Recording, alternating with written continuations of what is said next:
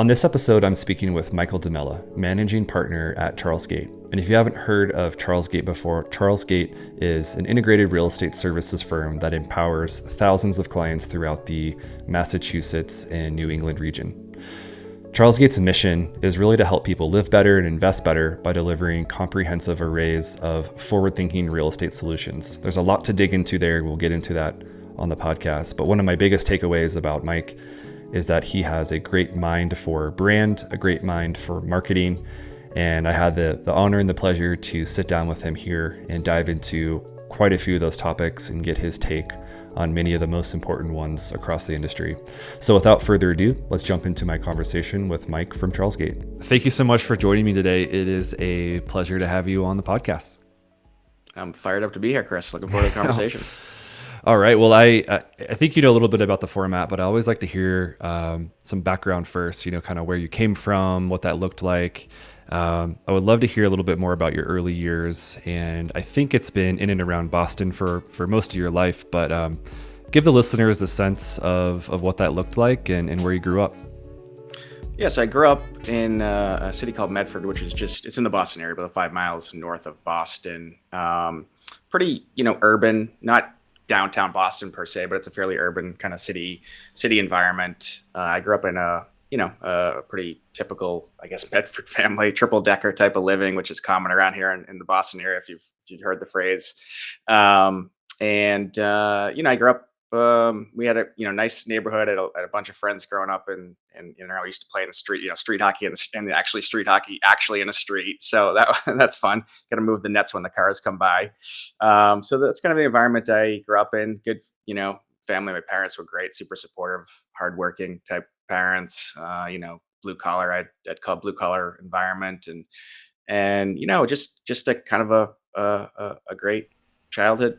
Whether you're playing street ball, stick hockey, all that kind of good stuff in the streets as we were kids, probably getting into a little bit too much trouble. But it's the type of thing where my parents used to tell us, once the street lights come on, you have to come home. So that type of environment. Yeah, that's cool. And when I grew up, where I grew up was it was a little bit more of a basketball town where I grew up. So I was doing kind of like the street basketball. We'd have literally that street light above the basketball hoop. And then to your point, when it gets dark, okay, you got to come in now. What about any siblings, any like brothers or sisters that you were like playing hockey with, or like what was the kind of the family makeup that you had? Yeah, so I was the oldest of three. I have a younger sister and brother who was in the middle of us. He passed away about 20 years ago, but the three of us growing up, and we were pretty close in age. We had different friend groups, but we were all within 4 years. My brother and I were like 18 or 19 months apart, and my sister was about 2 years younger than him. So we were all pretty close, although we did have different friend groups and doing different things. My brother and I played a little bit of hockey growing up together. Sometimes we're on the same team, sometimes different teams. My sister was sort of, part of the pack in a sense. We probably picked on her a little bit too much, but we've got a good relationship. She actually works here at my company now, so that's really cool. Oh, really cool. Yeah. Well, I don't want to like spoil it too much, but a big part of your life did become hockey actually. And so not to fast forward too much, but you ended up going to school for hockey. You played all through your youth. You went to college and you did play some hockey there. We can get there in a second, but I'm curious, like as you were growing up, did you have any particular like educational path in mind? And I think it's a little bit of a softball question because I would say most of us, when we're in 6th grade, 10th grade, 12th grade, like we don't know what we're going to do with our lives. But what were you kind of eyeing at that point in your life as you looked toward college? Or was it just primarily like, hey, I love hockey. I'm going to go to school for hockey and see where it leads me? Yeah, I was just a total hockey degenerate. No, I was actually a pretty good student all growing up. So I was lucky enough that I sort of, I don't know if I would say I enjoyed school, but I enjoyed learning, and I still do enjoy learning very much. It's an important part, part of my life is just always constantly learning. And I enjoyed that as a student as well. So I did well at school. I was a pretty quick study. I don't know if I had like something that's like, oh, this is exciting. Like I want to be, an architect when I grow up or something like that. Clearly that you have that artistic inspiration or something. But generally I was, I'd say more of a kind of a numbers guy than a writing guy in a sense. I took an economics class in high school that was really cool and exciting. And that's from that point on, and that's where I went on to get an economics degree in college as well. I was sort of inspired by that idea and that framework of thinking, like, the idea of allocating scarce resources and how do markets work, how do economies work. And so that's where, I'd say it's sort of my first inspiration in thinking, okay, hey, this is cool. I like this. I like this field. I like this idea of this field anyway. Maybe that can take me into finance. I didn't think real estate at the time, truthfully, but I think it's a good framework for thinking about the world. So it's a lot of opportunity to go in a different direction there. And that kind of appealed to me. So that was in high school. Before that, no, it was just kind of like, taking your classes, doing a good job. And, Yeah. obviously, also as you talked about playing hockey and playing sports and, having good friendships along the way. So you ended up at Boston University, and if anyone who's unfamiliar with Boston University, look it up. Really well-known school here on the East Coast, or on the East Coast, and it sounds like your path was sort of parallel. It was kind of economics and hockey. What ended up happening with your hockey career? Because I mean, it's a pretty big thing to become a D1 athlete at any sport, but certainly hockey in Boston. Yeah. So I was lucky enough, as you said, to play D1 sports and hockey specifically, and so I had a blast doing it. I had great teammates, great fun. Really, it was excited. It was goal of mine to play in college. I was not a superstar by any means, but I was a good, I'd say, hardworking grinder type of player on the team, which is fantastic. But a great team experience. What happened though, I ended up hurting my back and had to stop playing at sort of halfway through my college career. And at that point, it was a kind of an odd, I guess maybe turning point for me. I had maybe thought about opportunity to play professionally in Europe. I wasn't good enough to play in the NHL or anything like that, but maybe professionally in Europe for a little while, and that would have been the next step to kind of finish off my career doing something like minor league or playing in Europe. But I hurt my back, had to stop playing, and the interesting thing about being a Division 1 athlete, it's essentially a full-time job, right? You've got practice every day, you've got video meetings, you've got team meetings, you've got nutrition, you've got workouts, and you've got all of these things going on that really, all go into, like, actually performing in the game at game time. But taking that away from me when I got hurt, I was like basically pulling my hair out, going from having a Mm, full-time job and being a student to just sort of being a student. And so that's actually ended up how I fell into real estate. My friend of mine, now my actually business partner, but I was telling him I need to get a job. I just can't sit around playing video games all day here in school. I'm bored. I'm pulling my hair out. I don't know what to do. She's like, oh, well, you should try out real estate. It's a great job. You can work around your schedule at school, and it's a great job. I've been very successful at it. He was doing it for like 6 months or maybe a year at the time, and that's how I actually fell into real estate. really cool. Yeah, I remember when we chatted a few times before this, obviously just to get a little bit more of a background on things. And one of the quotes that I wrote down is that you felt like you went from D1 hockey to nothing, and it seemed like such a great coincidence. Call it coincidence, whatever you want to call it. When your now partner came to you and said, "Hey, why don't you try out this thing?" And it ultimately that became really the beginnings of CHARLESGATE in the early days, and we're talking early 2000s. And I'll use that as a transition point into talking a little bit more about CHARLESGATE, because there's a lot to dig into here. I think it needs to be said aloud that what CHARLESGATE was in the early 2000s feels like a completely different company to what CHARLESGATE is today. And to be frank, I had no idea that CHARLESGATE, the history went back that far. So it was really cool to kind of hear that story from you and learn more about that. Talk to us about those early years. Not necessarily exactly how they relate to today, but just how it's evolved so drastically, 20-ish years later. Scary to think it's been that long, actually.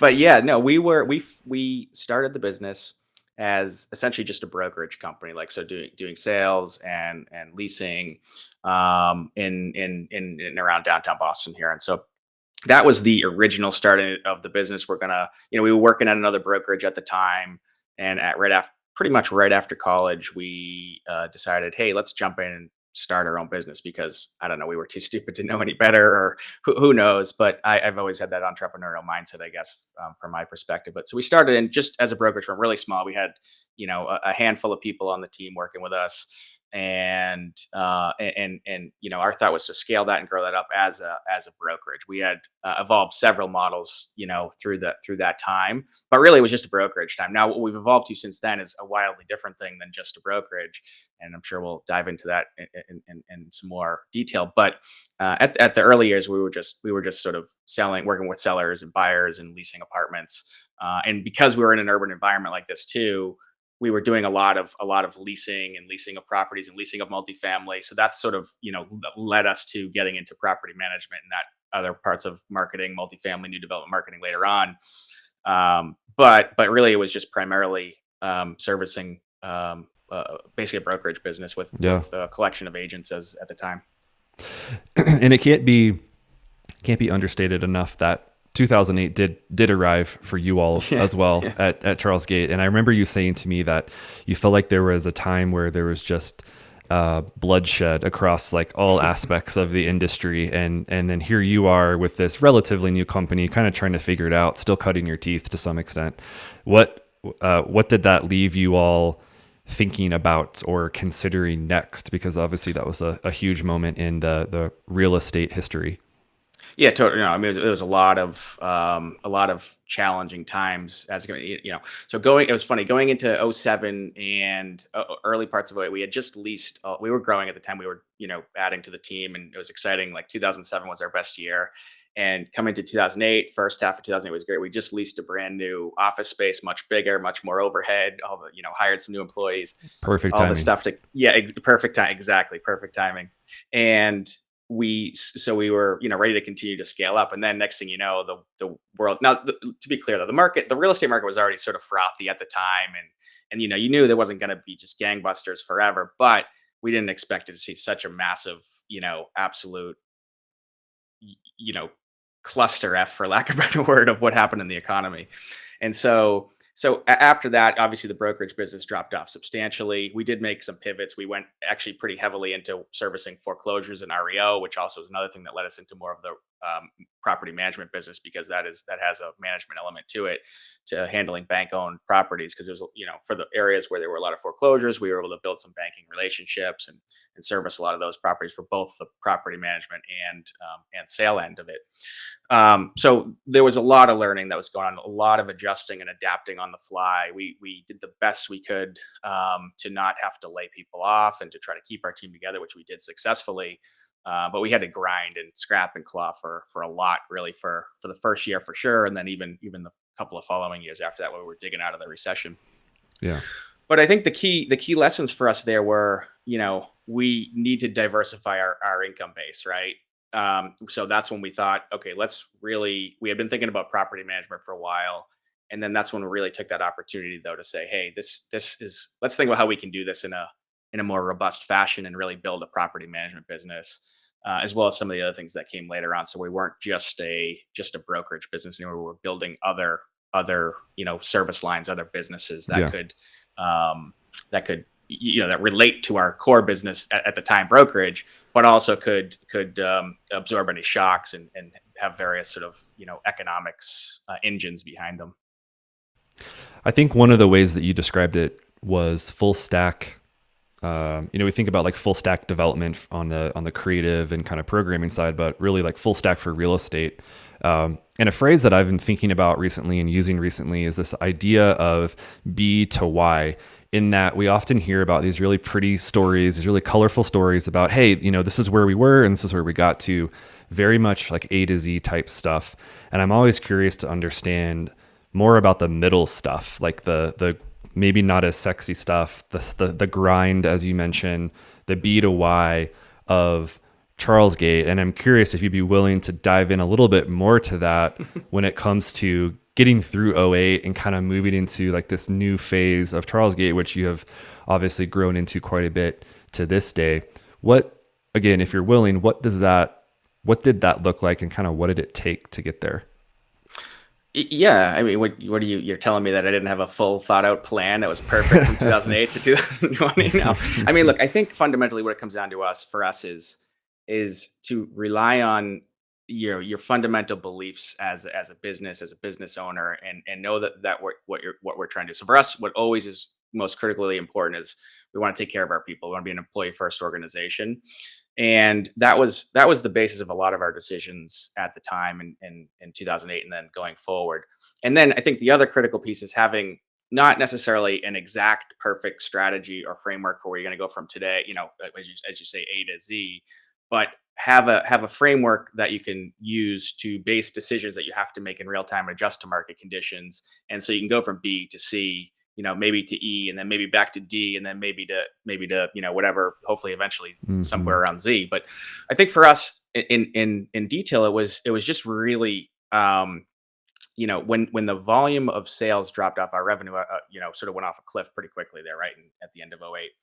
And we had to figure out how to, because at the time we were also generating, doing like a lot of lead generation. That kind of talks about how we were thinking about marketing at the time, but like a lot of lead generation marketing for our agents and building, helping them build their revenue through a lead gen or a company marketing program. So that stuff obviously was in serious decline at the time, and just the general demand in the market had dried up considerably. So we just were like, what can we possibly do to get business? No forethought, no like big strategy. It was like, okay, there's like a lot of banks are taking over properties. Let's try to reach out to the banks and figure out, hey, how can we work with you guys? We know how to sell properties. You guys have properties to sell. Let's do that. And then they're like, well, also you have to take care of this property. And we're like, well, I have no freaking Hmm. idea how to do that. So we had to sort of figure out, well, hire some maintenance guys on the fly, hire some other people that would work with us to manage and maintain properties that were oftentimes in disrepair. So you're going you're going into properties that are oftentimes a mess when they get to that state where they're bank owned and have been left in disrepair, and oftentimes difficult to deal with areas, whether it's high crime area or otherwise. And so all these things we're just learning on the fly, and I think that's the big thing for us, is have that growth mindset, knowing that we can figure out what we have to do next. But all out of all that learning, that's for really a kind of a 2 or 3 year period. We were heavy in the foreclosure maintenance and Mm. management business and selling business, and that was just tons of learning. We're like, well, if we could do this for these really super difficult properties, there's no reason why we can't actually really dive into the management business and do that in a more robust way and build a real solid management platform from there. So it was not that we hadn't thought of entering management business, 'cause we were getting a lot of requests, but we had put it off and put it off and put it off because we didn't want to do it till we did it right. But then just by the nature of what happened after '08, we were sort of forced to rapidly go into it. And that's one of the things that was, serendipitous in a way, even though it was a very difficult time for us, that led to us building this, later building this management platform. So that's one example, for instance, that was without a lot of foresight, so to speak, but just adjusting and adapting on the fly to figure Yeah. things out. And it seems like throughout the years too, you were able to get into a little bit of like, quick learning around the development side of the industry. Obviously, you did eventually acquire a small property management company as well. So you kind of brought forward some of the brokerage roots that you had. There was more kind of newer development and marketing associated to that acquisition. The property management team, of course. And just to sort of set the stage for the kind of marketing conversation I want to get into, how many units do you all kind of manage and oversee now, and like what are the sizes of the deals that you're working on? Yeah, so we manage about 4,000 units now. We've got about another plus or minus 1,500 in new that are in development phases right now that we'll be taking on to lease up and to manage. Our kind of bread and butter, I would say, is that mid market, 20 to like 120 unit size right now. But we handle everything from 5 units to 250 unit Yeah. projects. But the middle market is really where we can really differentiate the value we're offering into the market, and doing a really unique job, I think, for a lot of properties with the way we think about staffing and operations and leasing and marketing. But that's sort of our bread and butter. Yeah. Yeah. Okay. And you touched on this super briefly earlier, but we're going to dive into it now because I can't wait to talk about this with you. But when it comes to marketing and like this idea of lead gen tactics for multifamily, you and I find myself on the same page with you. I mean, I've been a follower of yours online with some of the content that you've been putting out for quite a while. And I feel like we speak the same language. What you put up, I'm always often shaking my head like, yes, he gets it. Where did that initial nuance come from? Like, where did those early opinions come from? Because I know you've been in the industry for 20 years. How did that start? Where did those begin from?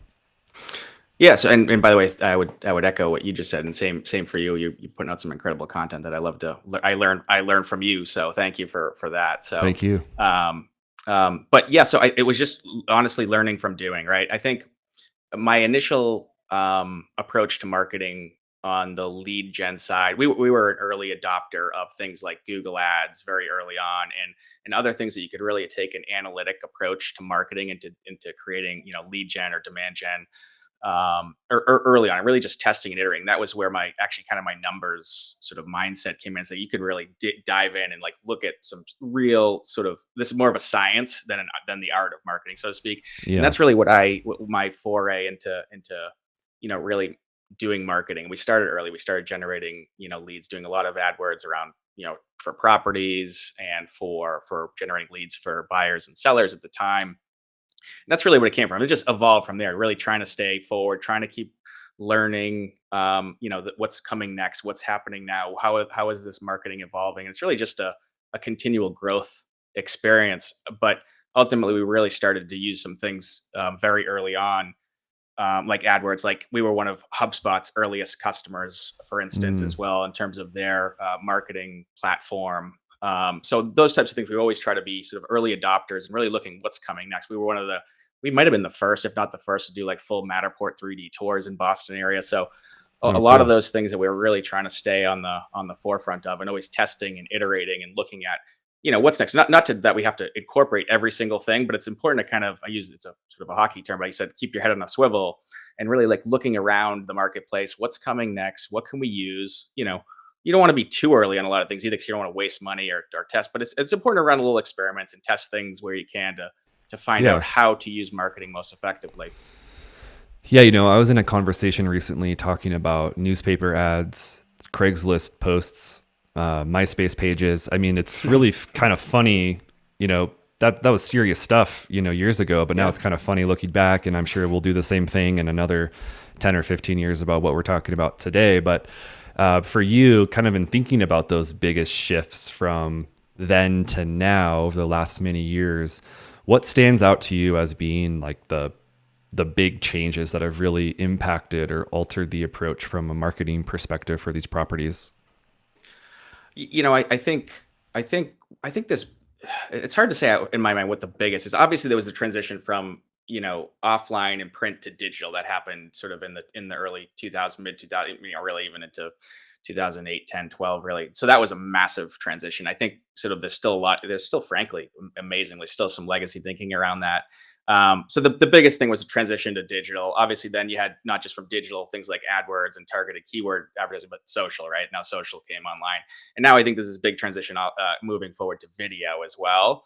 Now, but also I think the bigger part of that, though, the more holistic approach to that is like marketing is just mattering more than it ever has before, right? Like having Mm, an effective brand, like creating marketing that is geared to a core audience that is for a certain company or product or building, whatever it might be. It's really critical to develop the right kind of marketing program, the right kind of brand to attract people. It's not just putting up a building and because people are going to show up because it's a great location anymore.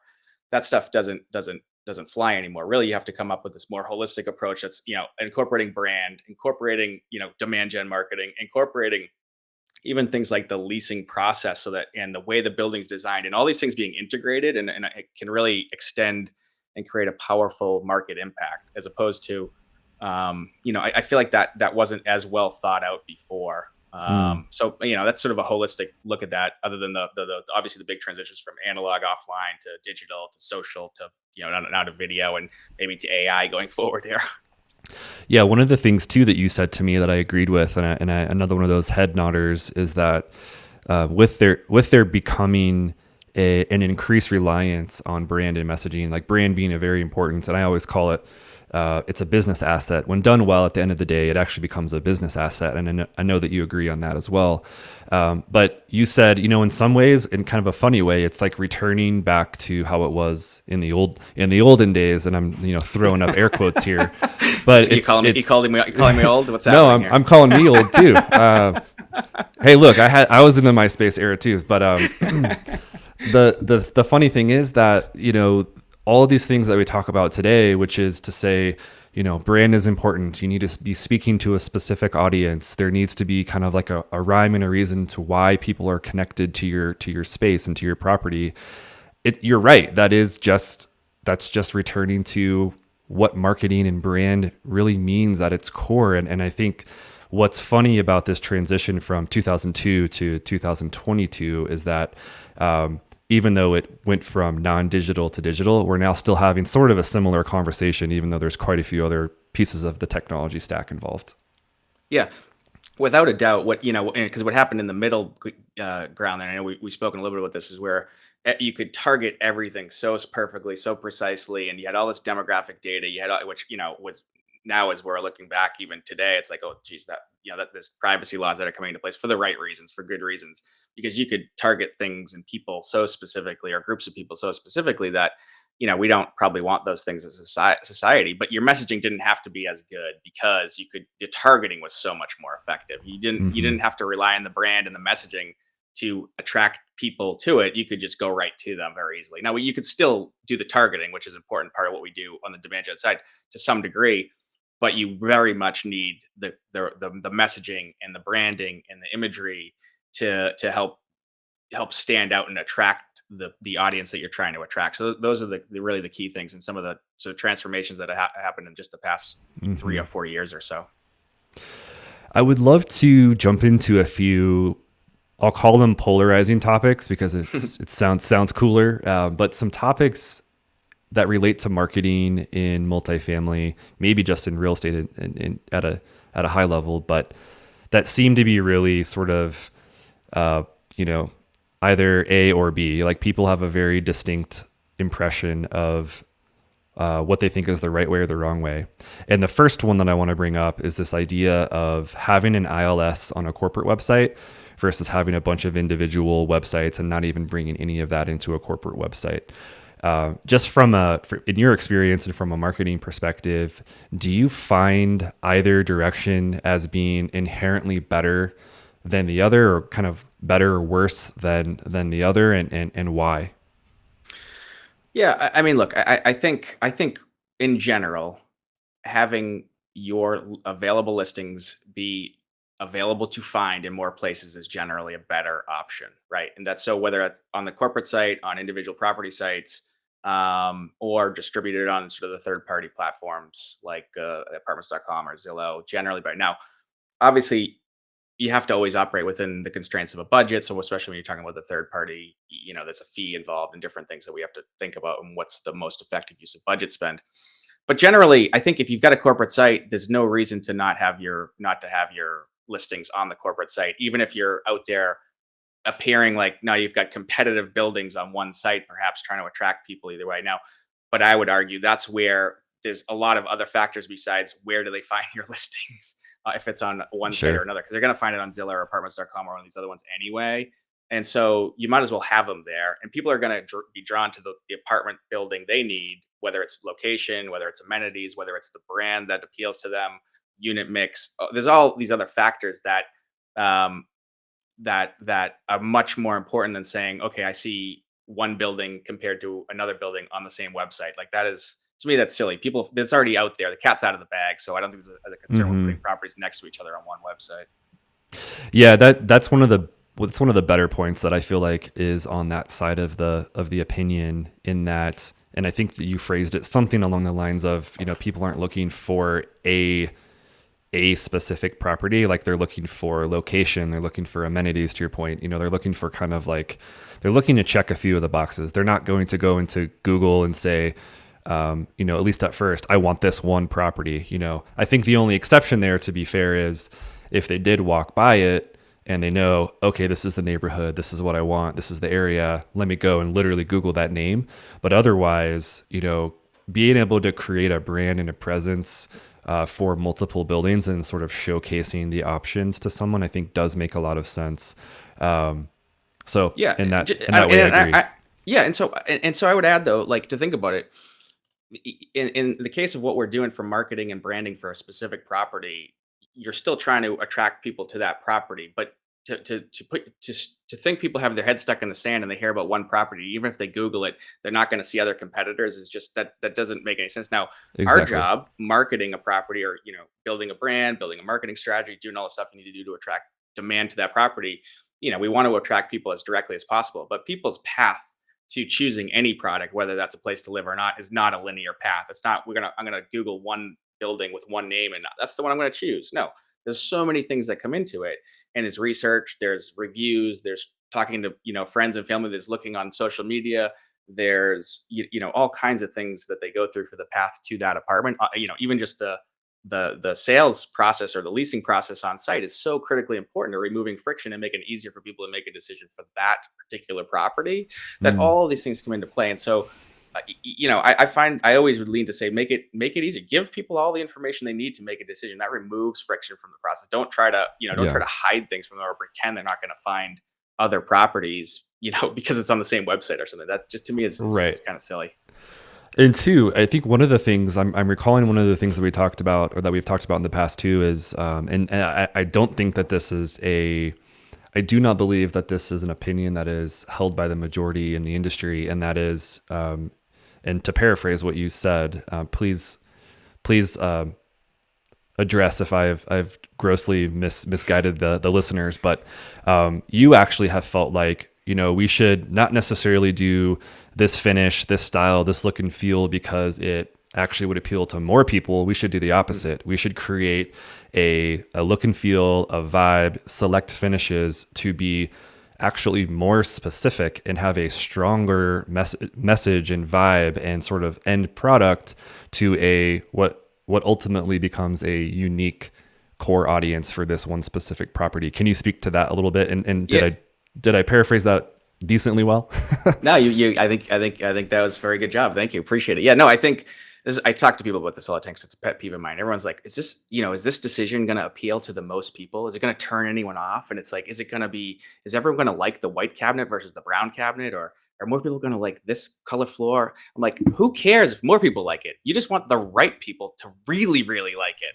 And in Yeah. fact, if you actually make fewer people really, really like it, that's going to lead to a better result, right? And so as opposed to, most people just kind of care about it. There's no differentiator, there's no impact, there's no like emotional appeal when someone sees that cool rendering or photo online or virtual tour. Then they walk in and like, whoa, this is talking to me, right?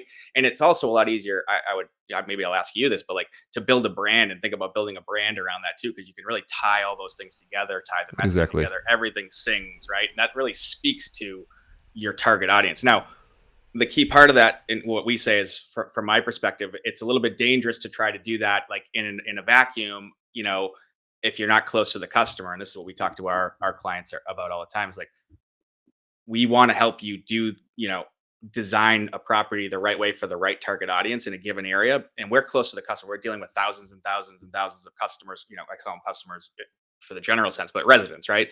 We're dealing with thousands and thousands of residents, whether they're going through the leasing process in any number of property. And so we know, and we have a sense of what these people want to see in a given area, the types of people that might be out there in the market, and that might be appealed to a certain area. And to build something for them, I mean, if you have 100 units or 200 units in a building, you don't have to make an apartment that everybody kind of likes. You want to make an Right. apartment building that 200 people really fucking love, right? And that's the key thing Exactly. there. Sorry if I Yeah. can't swear on this podcast, by the No, way. I you get carried can. away. No, it's no, you're all good. I think that this ties in great though to this next topic, which is corporate level property branding. And I think that it's another one that is hot or cold depending on who you talk to. I love the discussion though, because I think that there are good points on either side. Mhm. When we have scratched the surface on this one, you've brought some really great points to the table. I'd love to hear what you think about the topic, because granted there is a lot of nuance to it, but kind of dovetailing into where you just landed, what do you think about corporate level property branding? Yeah, I mean, I think what you just said, there's pros and cons, I think, either way, and I think there's a way to do it that can be effective. I understand, like, coming from a major brand perspective, big REITs and stuff, and it's like, okay, we want to present this is like our style apartment. We want. There's a lot of reasons to brand the portfolio wide thing because for whatever reason, maybe it's a public REIT and they want that out there, like let's call it an Avalon Bay Communities type of thing, and they want everything to be an Avalon because it helps their brand reputation, helps them in the stock market. So like I totally get that aspect, but I think they're leaving money on the table from an individual property basis because they're again just being kind of generic to more people versus actually having a local brand for that neighborhood or city or town that the property's in, geared to a certain audience, and really driving that. Awareness is not the right word, but driving that love of the property that a certain Hmm. demographic would have. So I think there's some element that you could do both of it though. Like you could still do a whatever apartment name by a certain company and doing it in kind of that way that would work. So again, I get both sides of that, but I do believe though if you're not differentiating it on a community by community basis, then you're leaving money on the table on what you could possibly get by really appealing specifically and clearly to a more of a direct core audience for that property. Yeah, and even on the back end, right? Like if a property went to go, uh, you know, if they're shopping it around to new, Hmm. capital partners or they're wanting to sell the property, Yep. I think one of the things that we talked about too is a potential downside is it lacks the uniqueness to that property, to that city, like you were just referring to, and it's kind of a part of this bigger portfolio, but then does that make it sort of clunky from a purchasing standpoint? Like, oh, I'm buying this one piece of this bigger thing. And what does that mean for me and my, and for my investments? I thought that was a really good Yeah. point. Yeah. Look, I mean, as you said earlier in the conversation, a good solid brand is an asset. And so if you have a corporate brand that's still the corporate brand of whatever manager or REIT or owner out there, when you're selling that, you're not when you're selling the property, you're not obviously selling that. You're losing the value of that asset, or you don't have the Hmm. value of that asset to sell along with it. And I think, again, I think part of the I don't know, I call it old school way of thinking or status quo way of thinking about it is that, the brand's not that important, whatever. 123 Main Street, who cares about the brand? It's really just, how we operate the building and it's just about, all the nuts and bolts. But I would argue that is shifting. I mean, you can even look at this in the bigger ecosystem of like, you see brands that are valuable and really like Apple, everyone uses that as an example, or even Tesla, although maybe that's going off the rails a little bit, but A little bit. another story. But people have this connection to this differentiated brands and people that do marketing and have great messaging and so there's an appeal to that and there is a value to that even on a smaller scale if it's a 50 or 100 or 400 unit community there's a value there. To take that thought process one step further, I think one of the main rebuttals and I don't even know if it's really a rebuttal, but one of the main things that comes up in response to what we're talking about right now is, hey, but it works in hospitality. If you look at various hotel brands, and the OG is obviously the Ace Hotel brand and it's different locations now around the world.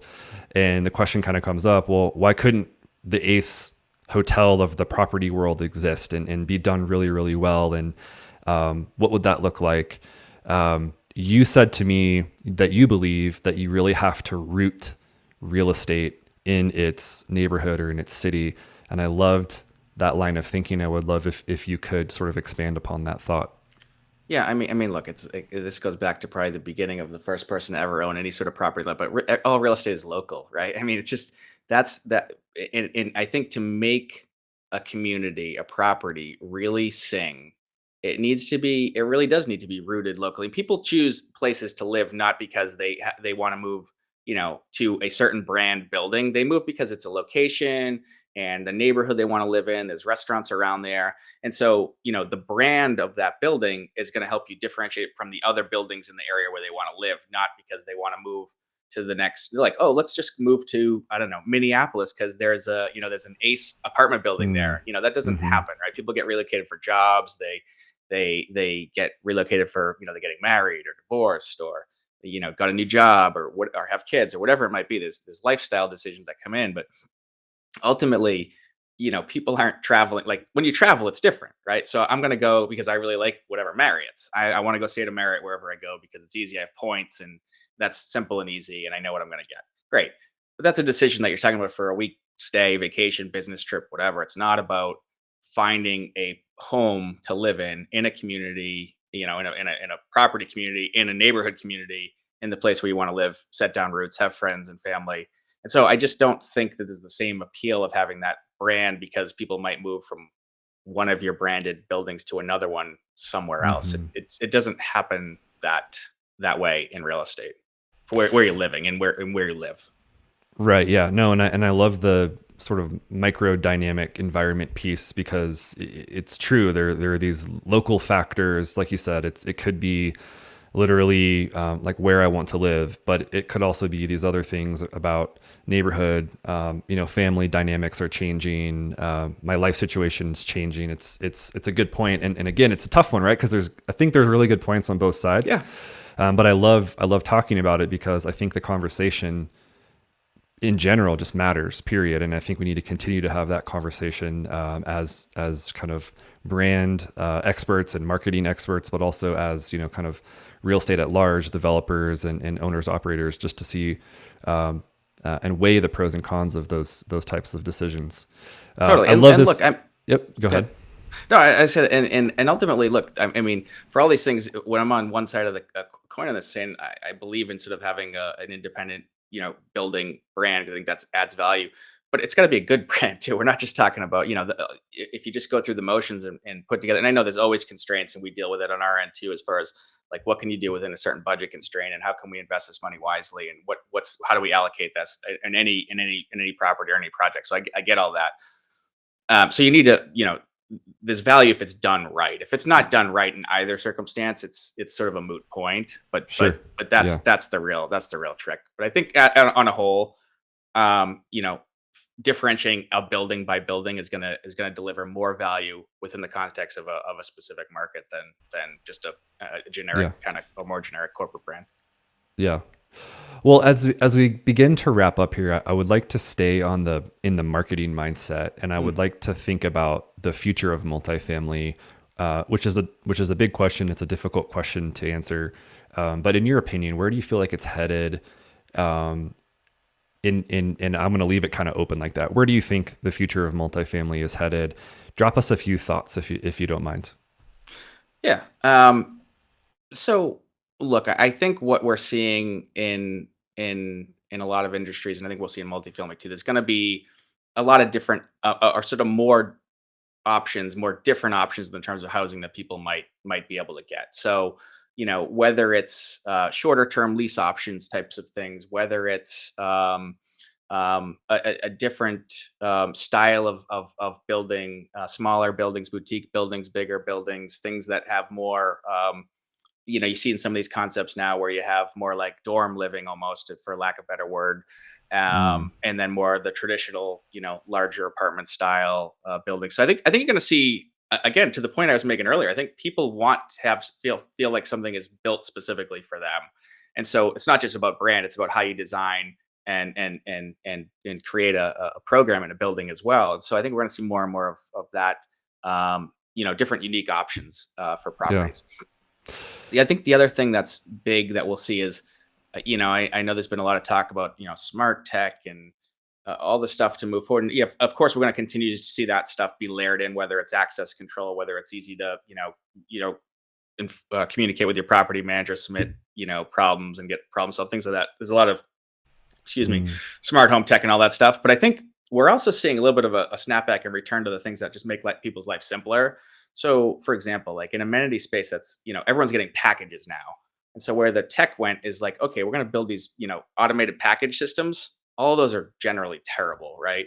So, but what people like is that, hey, why don't you just build me a package room where I could open my packages right there, recycle the boxes without having to take them upstairs and then back downstairs, and make my life simpler that way. And that's the type of stuff we're going to see more and more of too, where just let's be a little bit more thoughtful about how we're designing these spaces so people can have an easier lifestyle, not necessarily the things that are as flashy or new or smart tech. And again, that stuff is going to come too, but I think there's a little bit of we got to find the right spot on that spectrum.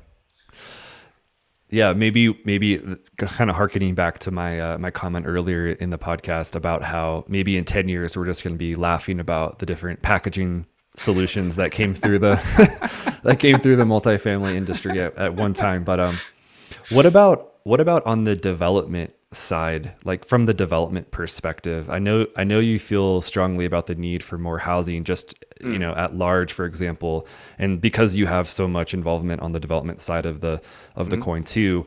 What do you see coming down the pipeline there? What are a few thoughts that come to mind?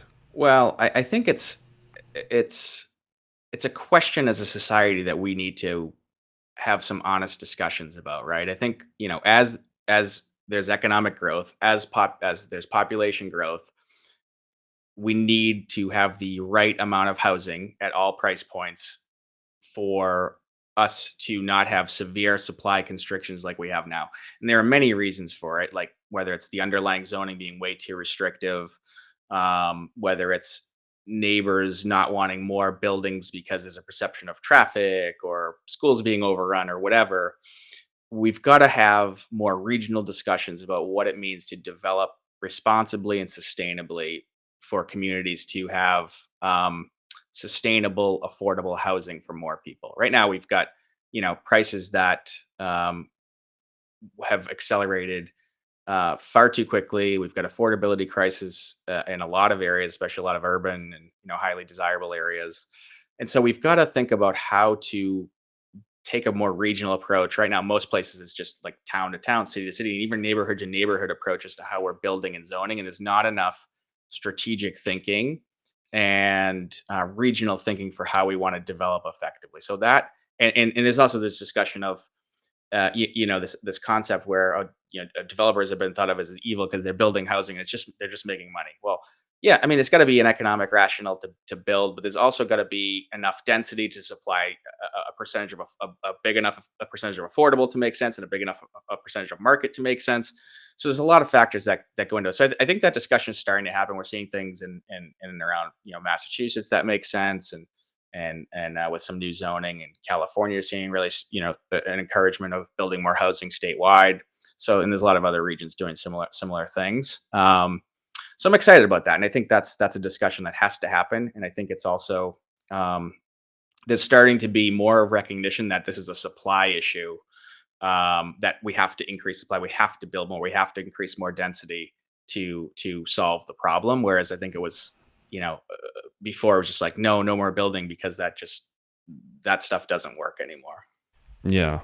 I was having a conversation with a developer out of Portland recently, and she was talking about how the city finally zoned, at least within the city limits sort of envelope, the ability to create more density everywhere. So like a sort of a blanket decision to give the option to build an ADU on your property, do a 4-unit on your property. And even when I look around to Denver, Colorado Springs, I mean the footprint is so low and wide that what you're saying makes perfect sense. Like it just can't be a conversation around developers wanting to make money any longer. I think it really does need to be the recognition that supply is a major issue, especially like you said, at all levels of income. And that needs to be kind of the core of the conversation.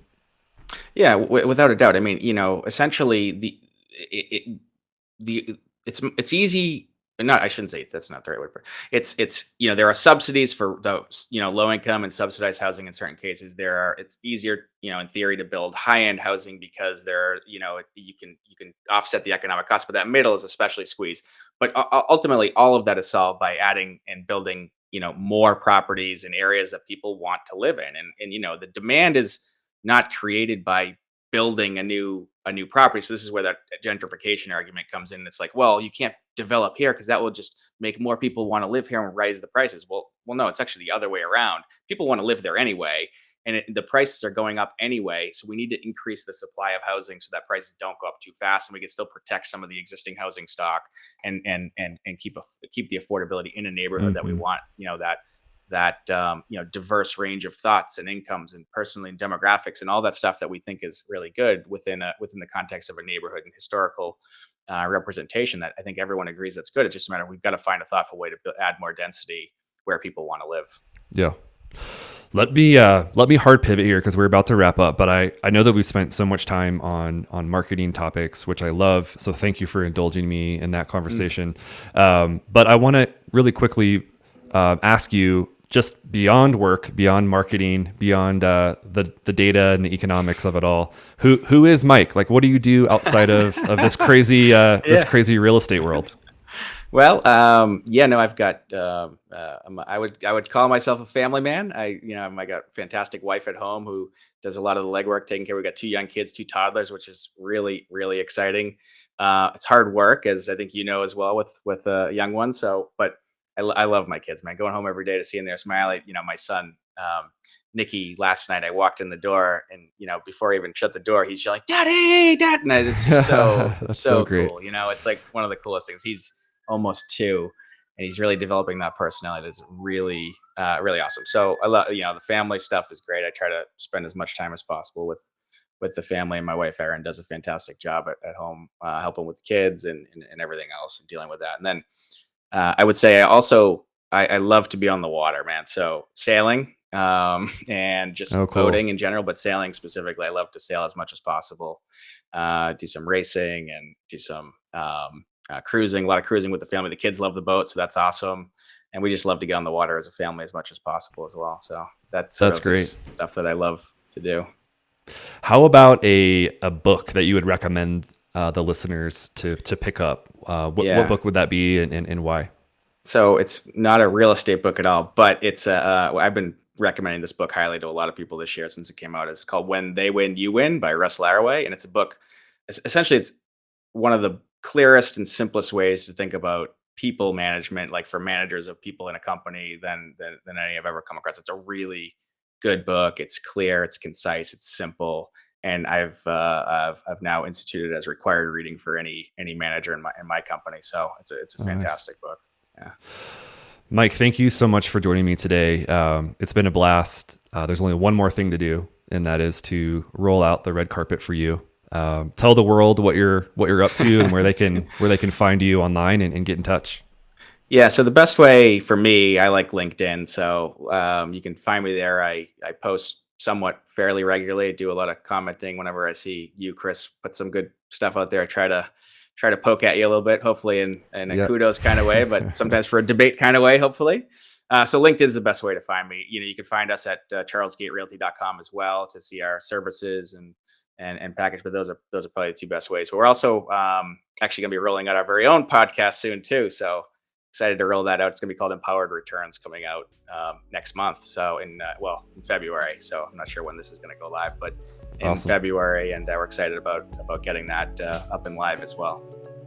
Cool. Well, Mike, it's been a pleasure. Thank you again for joining me, and we'll have to talk to you soon. Awesome. Thanks, Chris. This was fantastic.